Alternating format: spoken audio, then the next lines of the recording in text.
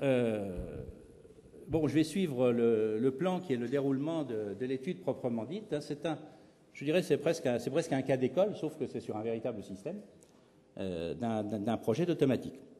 Bon, il y a deux parties. Et alors, la première partie qui consiste à ce qu'on appelle le corps de bande, c'est-à-dire le cas où la bande est tout entière en prise dans les différentes cages du laminoir. C'est-à-dire qu'elle est tendue d'un côté, passe sous les différentes bandes, et à l'extrémité, vous avez l'enrouleuse. Et puis la deuxième partie, c'est ce qu'on appelle la queue de bande, c'est le problème lorsque la bande quitte le laminoir, et là, vous verrez qu'il se passe des choses beaucoup plus compliquées. Alors, on va déjà parler du corps de bande, et puis j'espère qu'il me restera quelques minutes pour vous parler de la queue de bande. C'est là où il y a encore des aspects recherche amusants. Dans le cadre du corps de bande, un projet d'automatique suit à peu près toujours cette opération-là, c'est-à-dire qu'une première phase qui est la phase d'essayer de mettre des modèles, parce qu'on ne sait pas faire beaucoup d'automatique sans modèle, donc essayer de mettre des modèles sur le système. Alors au départ, des modèles qu'on appelle, nous, dans notre jargon, des modèles de connaissance, c'est-à-dire qu'ils viennent des lois physico-chimiques qu'on peut avoir sur le système, ou physico-chimiques ou autres, ça dépend du dispositif. Ensuite, de fabriquer un programme de simulation qui va être le programme qui va essayer de reproduire le mieux possible, le plus fidèlement possible, le système en vrai, parce qu'il n'est pas question d'aller faire des manipulations sur le système en route sans avoir vérifié avant sur des simulations les plus précises possibles que c'était à peu près raisonnable. Le modèle de connaissance en général est très bien, mais ne sert à rien pour faire de la commande. Donc il faut passer de ce modèle de connaissance à des modèles un peu plus simples, qui sont les modèles destinés à mettre en œuvre et à faire la conception des commandes. Alors on verra deux méthodes rapidement. Ensuite, il faut, en fonction du cahier des charges qui est proposé, essayer de prendre dans les P+Q stratégies de contrôle qu'ont inventé les automaticiens, essayer d'en trouver une qui serait à peu près adaptée pour répondre au cahier des charges. Alors on a pris l'approche dite LQ, donc je vous dirai un mot. Ensuite, comme vous avez bien sûr des capteurs, il faut le capteur, qui dit capteur dit bruit et dit pas assez de capteurs, donc il faut à la fois filtrer et observer ce qu'on ne peut pas mesurer. Et enfin, il faut réaliser la chose, sinon ça ne sert pas à grand-chose, et donc l'implanter, et puis on donnera des résultats, comme ils sont bons, je vous les donnerai, sinon je ne vous les donnerai pas. Voilà. Alors à la fin de ça, je vous ferai une première conclusion, et puis après on parlera de la queue de bande, qui, vous le verrez, est un petit peu plus difficile. Voilà. Alors d'abord, je vous raconte un peu le modèle sans rentrer, je vous rassure, on ne va pas être très, très équationnel, il y en aura un petit peu quand même, parce que je ne sais pas faire sans équation. Donc, le décentrement, donc voilà, ça c'est l'image d'une cage, donc les cylindres de travail qui sont les deux petits cylindres là, mais ils ne sont pas, vu il doit avoir quelques mille tonnes d'appui, donc c'est quand même assez énorme, il faut des cylindres dits d'appui qui viennent appuyer dessus pour tenir la cage. Ensuite, alors, comment on fait pour faire bouger la tôle? Voilà. Vous avez tout de suite l'actionneur, finalement.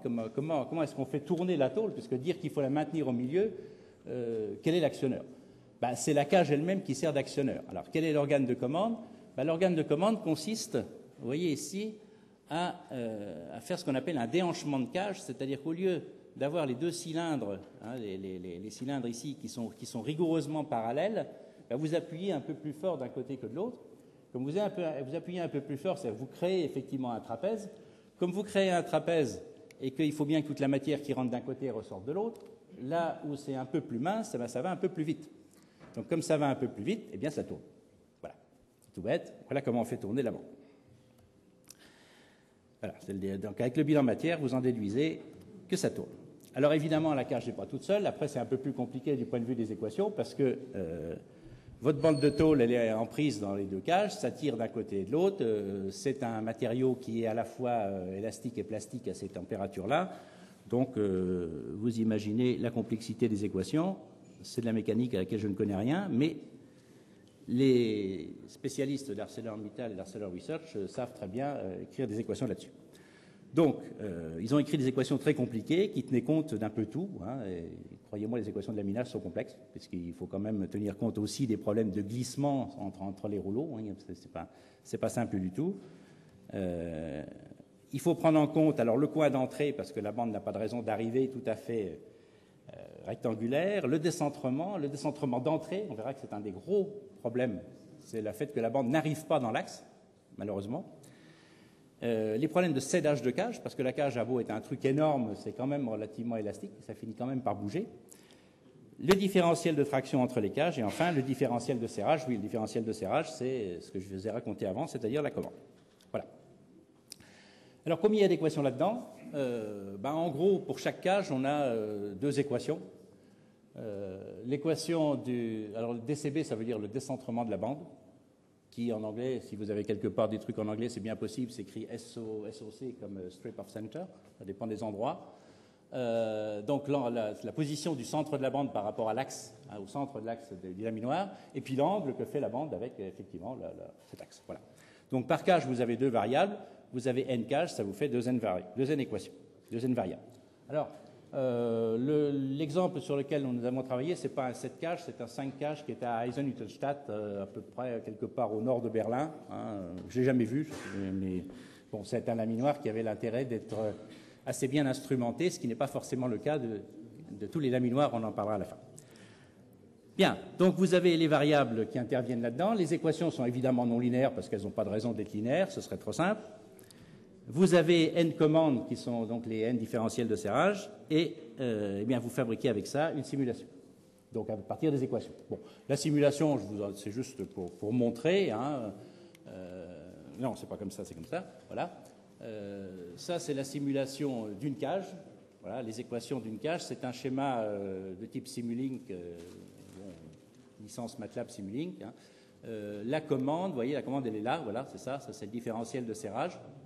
Et puis, vous avez des choses qui sortent à droite et à gauche, donc les différentes variables que je vous ai racontées. Bien.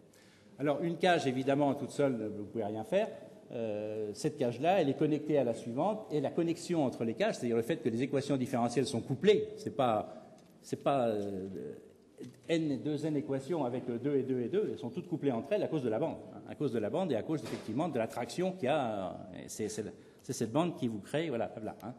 C'est l'attraction ici qui revient de la cage 2 vers la cage 1, qui vous donne le fait que vous avez un ensemble d'équations différentielles complètement couplées. Voilà. Alors ça, c'est pour montrer, voilà 5 cages, tel qu'il est présenté. Bon, c'est pas si compliqué que ça, parce que vous voyez, c'est quand même la cage, c'est quand même le même bloc qui se répète, Donc une fois qu'on a fait le vélo à 3 roues, on sait faire le vélo à 1 roue. Voilà. Donc, énorme avantage de la chose. Voilà. Alors, ceci étant, on a un modèle non linéaire du 10e ordre, ça fait quand même beaucoup. Ça, c'est le modèle de connaissance. Le modèle de connaissance, il nous a permis de créer la simulation. À partir de là, on va commencer à regarder si on peut trouver un modèle qui, lui, va servir à faire le design, à faire la conception un peu plus simple.